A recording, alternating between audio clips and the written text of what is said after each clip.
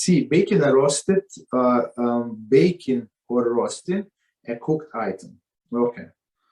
So now we're going into a different category. Baking and cooking are two distinct methods of improving the quality of food.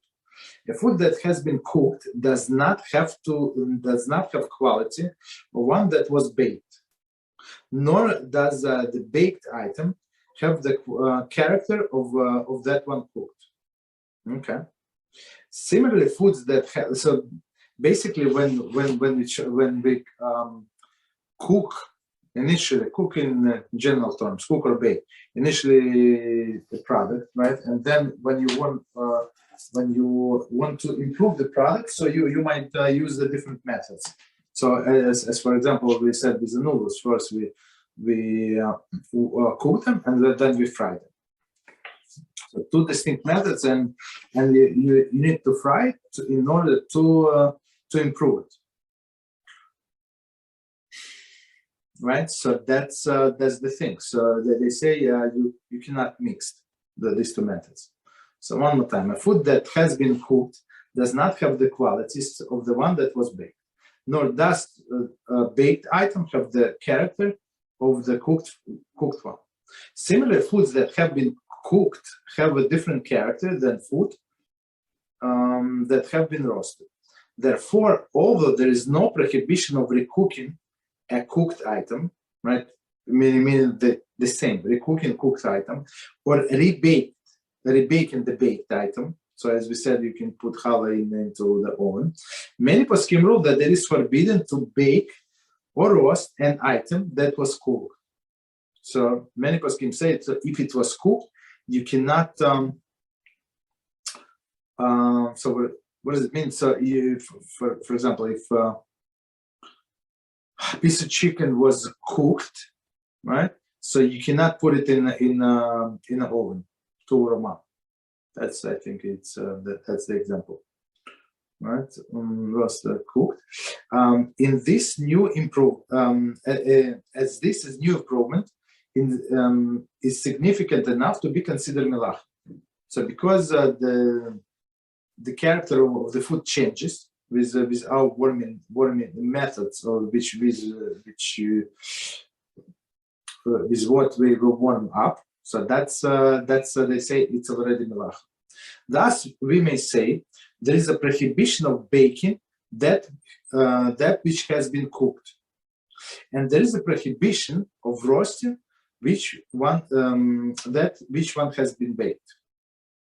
Okay, so there is a note. Let's read note, and we're going to explain. As mentioned above, roasting is accomplished only in a place of intense heat, such a hot blech. Okay, so that would be a roasting on a hot blech directly.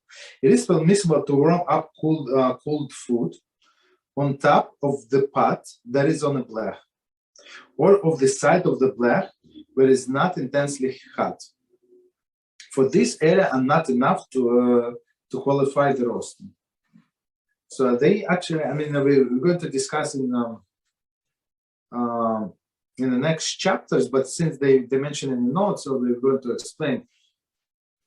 So the way how do we warm up the food? So we have blech, you have stove, you have blech covering the stove, and then on the top of the blech they say put invert vessel.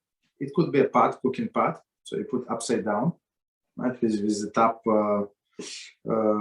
up, right, and on that top you can put your containers with whatever food you want to warm up. So it's 100% indirect, and that's what we do.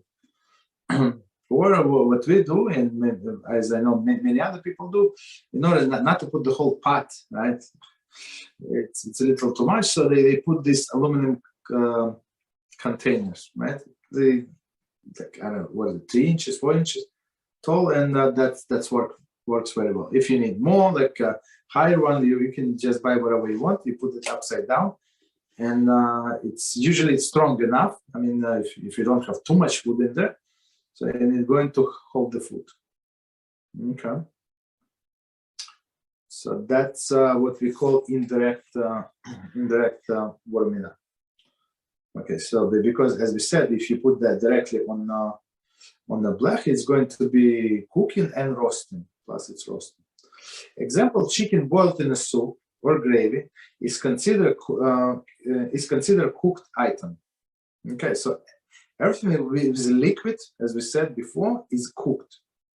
Even if it's fried, deep fried, right? It's still cooked. If the pot is removed from the blech and the soup is poured off, one may not replace it on a pot of dried chicken on the blech, as this would constitute roasting. Okay. An improvement to the food not realized before. So basically, they have a food, they have a soup.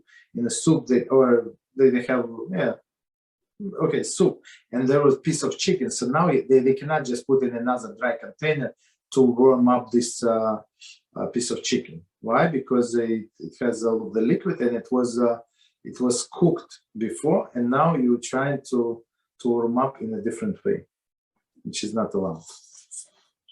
Okay, but there is a way around that we're going to see. We're going to discuss now or not? I'm not sure. So let's see. If they're not going to discuss, we're going to explain what is the solution to all of this. Next one, D. Cooking a baked or roast item. So first it was baked, or then want to cook it. So based on the premise that cooking, roasting, and baking are distinct improvements over one another, many poskim rule that cooking in liquid, an item that was originally baked or roasting is also prohibited. Right? There is a prohibition of cooking that which has been baked, and there is a prohibition of cooking that which has been roasted. So basically, if you have very hot soup and you have croutons, like they're going to and they are baked. If you made them like you made it by yourself, you dried the bread, right, and you cut it in squares, you put it in your soup, so it's baked, and they're going to get cooked in your hot soup. That's a problem.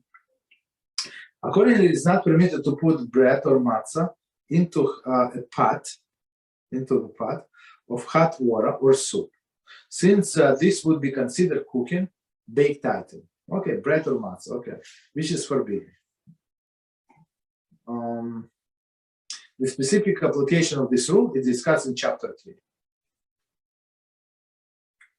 Okay, so one of the very important conditions, as we said before, for cooking the liquid in there must be above Yad Seledas bowl. Yad Seledas bowl when the hand recoils. So if it's below, it's not going to get cooked. Okay.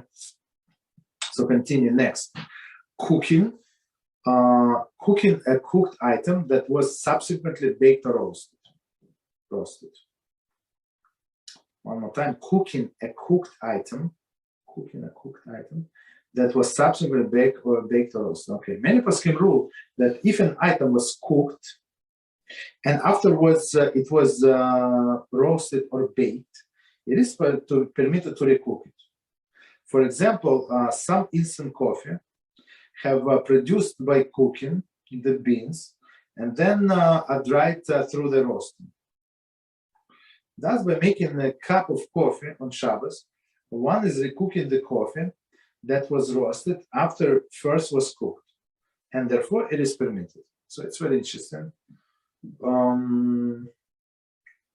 It's very, very interesting. So we're talking about only instant coffee. I think that's only instant coffee is made like this. Right, so first they cooked, right? So they grind, they cook, and then they evaporate the water and they roast, and that's how they get this coffee. So basically, when we add into our cup, there's hot water in a cup, so in some sense it's going to cook, but as we said, there is no cooking after cooking, and since the initial process of making this instant coffee was started by cooking. So we say there is no problem. I think that they say another issue with the coffee is that you actually that's how they make paint.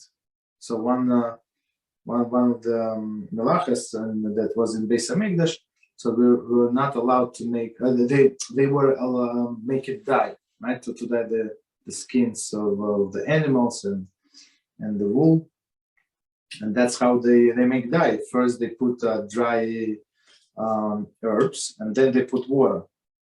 So that's why some people they do it opposite. So to be according to all of opinion. So they do it in a second cup. So meaning in a third vessel, and they put first water and they put coffee and sugar. That would be according to all of the opinions. Okay.